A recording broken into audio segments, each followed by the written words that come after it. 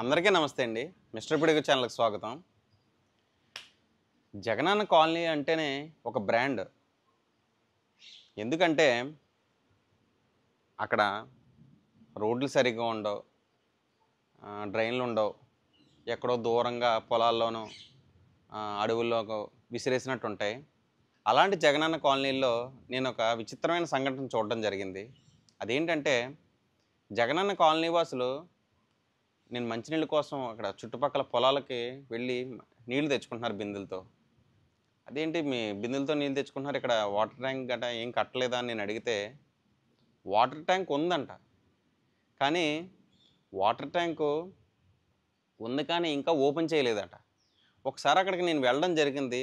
ఆ ట్యాంక్ను ఒకసారి పరిశీలిస్తే అక్కడ నాకు ఒక నేమ్ బోర్డు కనిపించింది, జల్ జీవన్ మిషన్ అని. దాంట్లో 38 లక్షల రూపాయల గ్రాంట్తో ఆ వాటర్ ట్యాంక్ నిర్మించారు. 2 వాటర్ ట్యాంకులు 2 వేరువేరు కాలనీల్లో.